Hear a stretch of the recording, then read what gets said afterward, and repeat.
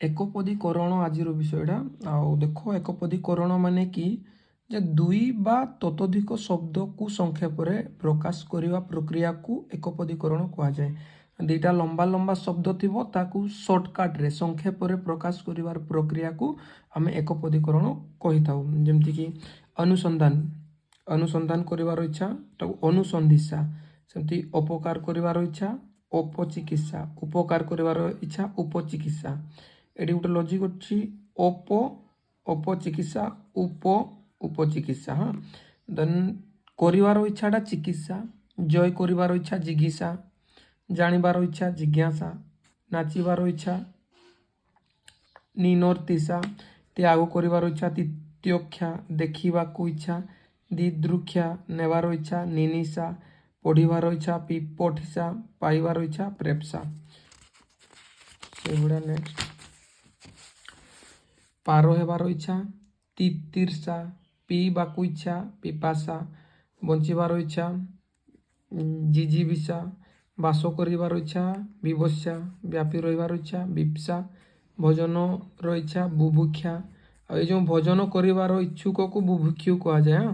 मिलन इच्छा जुजुक्षा मिलीमिशी रहिबार इच्छा मीमांसा जोटा कि बुझामणा मुक्ति पाइबार इच्छा मुमुक्षा जीवार इच्छा जिगमिषा युद्ध करने को इच्छुक जुजुषु शुणिबार इच्छा शुश्रूषा शोइबार इच्छा शिशोईसा सहिबार इच्छा तितिक्षा साधना करिबार इच्छा सीसा धोईसा सृष्टि करिबार इच्छा शिशुक्षा हत्या करिबार इच्छा जिघांसु हरण करिबार इच्छुक जिहिर्षु।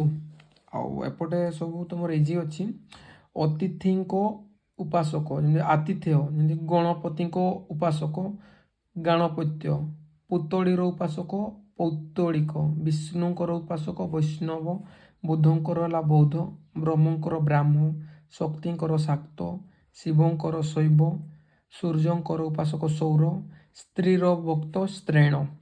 सेमती अलंकार शास्त्र रे पंडित एटा एकपदीकरण माने गुटे पदरे लंबा सेंटेंसटा को सर्टकट रे अलंकार शास्त्र रे पंडित जी ताकू कि कहबा ना आलंकारिक। सेमती इतिहास रे पंडित ऐतिहासिक तर्क शास्त्र रे पंडित तार्किक दर्शन शास्त्र रे पंडित दार्शनिक न्याय शास्त्र रे पंडित न्यायिक वेदांत शास्त्र रे पंडित वैदांतिक व्याकरण रे पंडित वैयाकरण।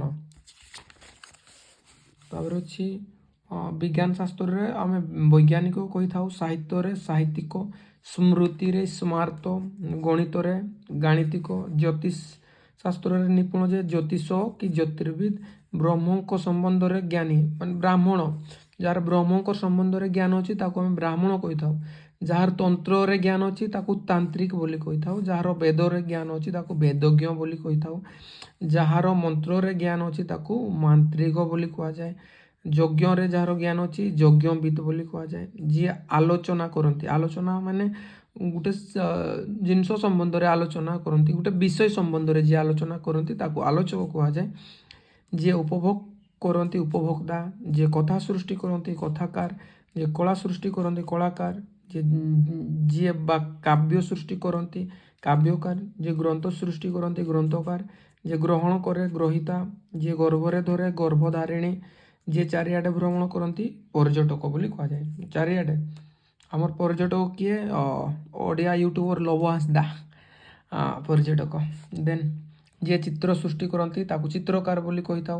जे दर्शन करे ताकू द्रष्टा बोली कही था। जे दान करे ताकू दाता जी निये नेता जे निये जनता नेता जे न्याय दियंती न्यायमूर्ति बा न्यायाधीश जे निर्माण करे निर्माता जे पृष्ठपोषण करे पृष्ठपोषक जे पालन करे पालन किए करे पिता माता जे पालन करे पिता जे प्रमाण करे प्रमाणक जे विचार करती विचारक जे विधान करती विधाता जे भरण करे भर्ता भोग करे जे भोक्ता रचना जे करे रचयिता श्रवण जे करे श्रोता शास्ति जे दिए शास्ता सृष्टि जे करे स्रष्टा संसार त्याग करती जो माने सन्यासी जे हत्या करे हंता जे हरण करे हंता।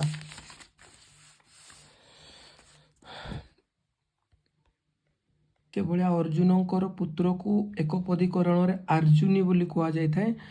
ଅତ୍ରିଙ୍କ ପୁତ୍ର ଆତ୍ରେୟ, ଅଦିତିଙ୍କ ପୁତ୍ର ଆଦିତ୍ୟ, କଶ୍ୟପଙ୍କ ପୁତ୍ର କାଶ୍ୟପ୍ୟ, କୁନ୍ତୀଙ୍କର ପୁତ୍ର କୌନ୍ତେୟ। ଏଇଟା ଗୋଟେ ଇମ୍ପୋର୍ଟାଣ୍ଟ ଅଛି, କୁନ୍ତୀଙ୍କର ପୁତ୍ର।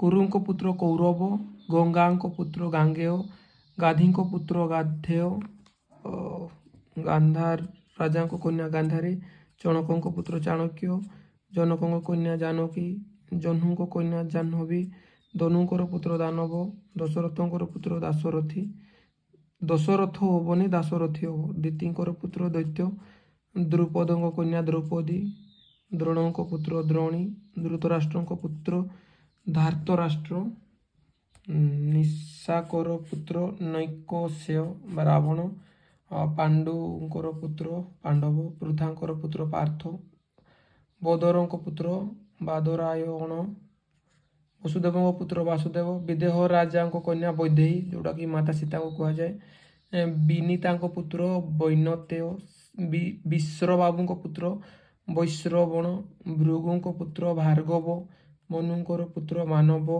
ମୃତଣ୍ଡଙ୍କ ପୁତ୍ର ମାର୍ତଣ୍ଡ, ମେନକାଙ୍କ ପୁତ୍ର ମୈନାକ, ଯଦୁଙ୍କର ପୁତ୍ର ଯାଦବ, ରଘୁଙ୍କର ପୁତ୍ର ରାଘବ, ରାଧାଙ୍କର ପୁତ୍ର ରାଧେୟ, କର୍ଣ୍ଣ, ସୁରବଂଶର ପୁତ୍ର ସୌରୀ, ସୁମିତ୍ରାଙ୍କ ପୁତ୍ର ସୌମିତ୍ରୀ, ବିମାତାର ପୁତ୍ର ବୈମାତ୍ରେୟ, ଭଗିନୀର ପୁତ୍ର ଭାଗିନେୟ, ରାଜନଙ୍କର ପୁତ୍ର ରାଜନ୍ୟ।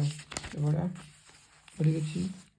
କୁମାରର ଅବସ୍ଥା କୌମାର୍ଯ୍ୟ, କୃପଣର ପ୍ରକୃତି କାର୍ପଣ୍ୟ, ଚୌରର କାର୍ଯ୍ୟ ଚୌର୍ଯ୍ୟ, ଦୂତର କାର୍ଯ୍ୟ ଦୌତ୍ୟ, ପିତାଙ୍କର ଭ୍ରାତା ପିତୃବ୍ୟ, ପୁରୋହିତର କର୍ମ ପୌରୋହିତ୍ୟ, ବନ୍ଧୁର ସମ୍ବନ୍ଧ ବନ୍ଧୁତା, ଭଦ୍ରର ଗୁଣ ଭଦ୍ରତା ଭଦ୍ରାମୀ, ମାତାଙ୍କ ଭ୍ରାତା ମାତୁଳ, ମାଙ୍କ ଭ୍ରାତା ମାତୁଳ, ସାଧୁର ଗୁଣ ସାଧୁତା, ସୁଜନର ଗୁଣ ସୌଜନ୍ୟ। ଆଜି ଏତକ ପର୍ଯ୍ୟନ୍ତ ସୌଜନ୍ୟ।